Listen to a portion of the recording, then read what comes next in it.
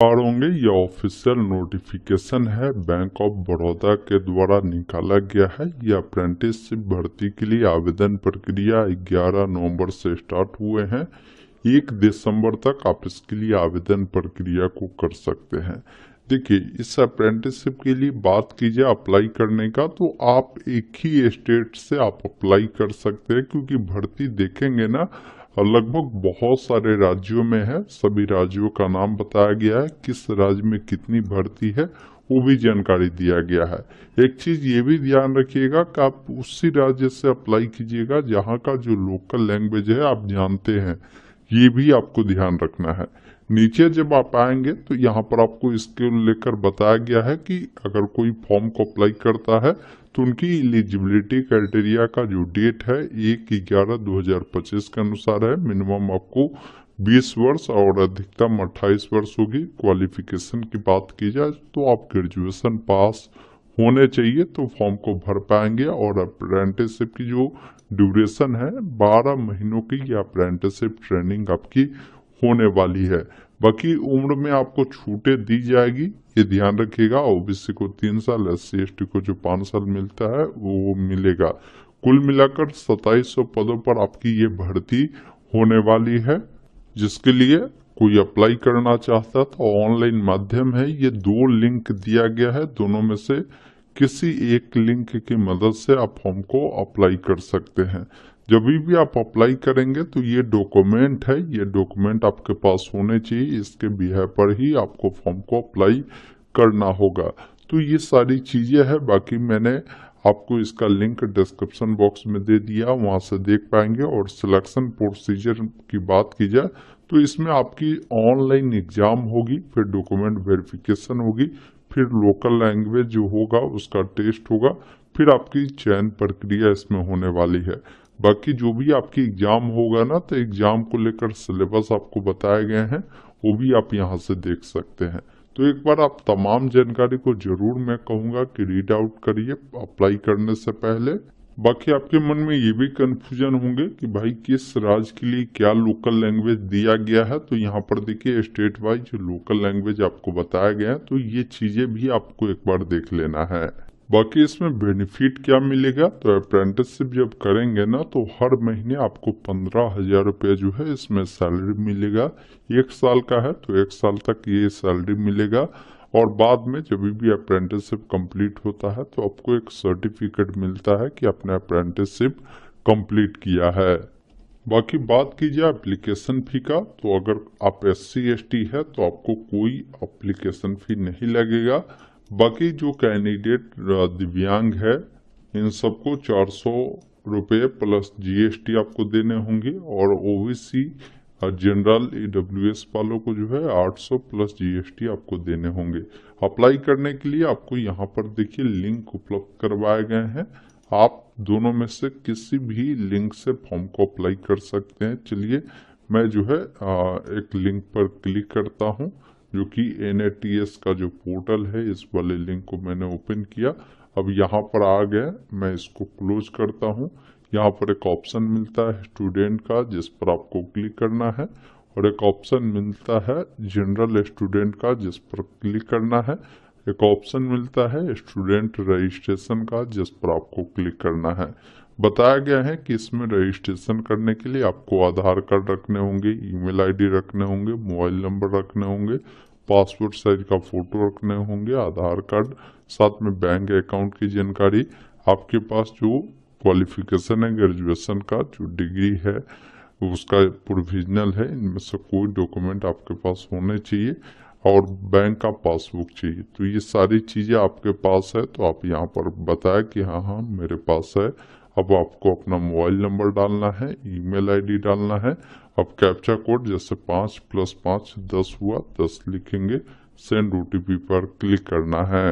अब आपके ईमेल और मोबाइल पर जो OTP मिला है उससे फिल कर वेरीफाई OTP वाले विकल्प पर क्लिक करेंगे।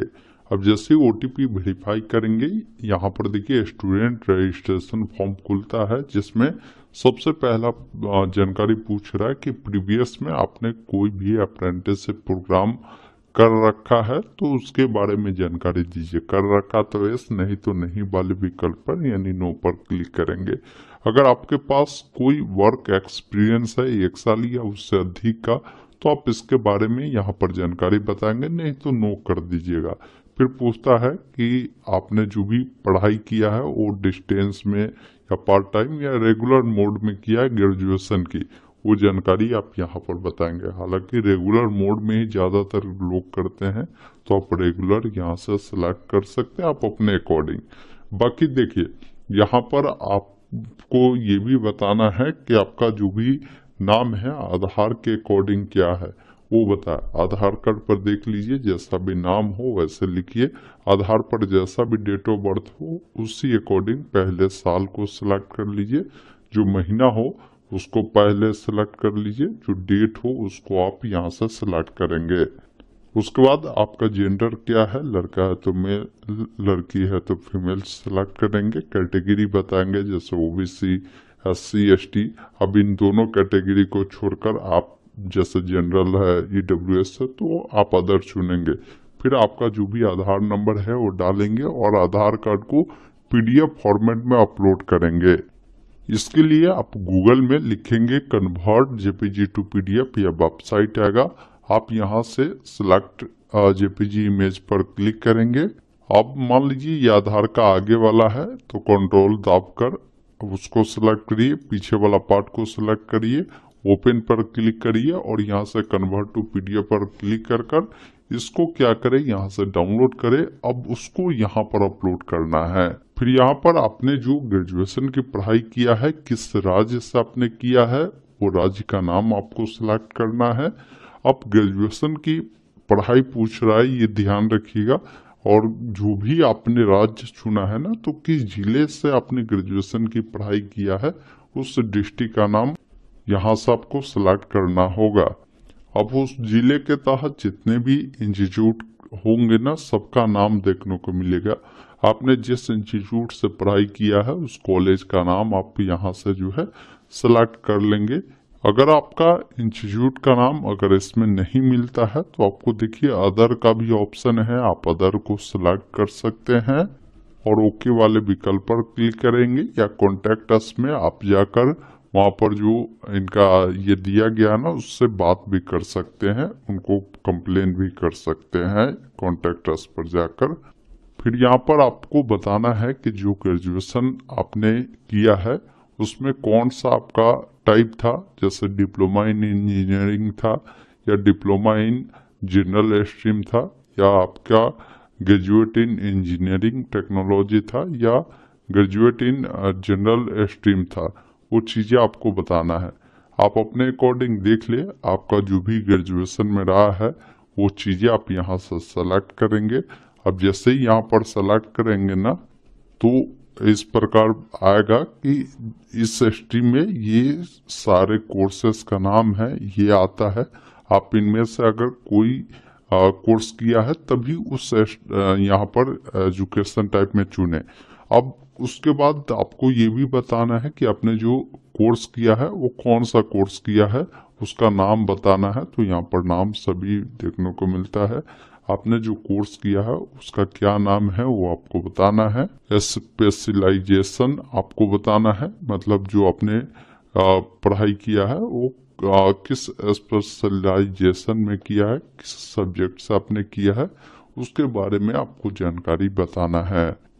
उसके बाद यहाँ पर देखिए स्टूडेंट ID पूछ रहा है, जिसमें आप अपना रोल नंबर भी दे सकते हैं या अपना यूनिक रजिस्ट्रेशन नंबर भी दे सकते हैं। तो जो आपके पास अवेलेबल हो और नंबर को यहाँ पर फिल करेंगे। फिर आपको ये बताना है कि ग्रेजुएशन जो आपने किया है किस साल उसे पास आउट किया है, पासिंग ईयर आपको बताना है।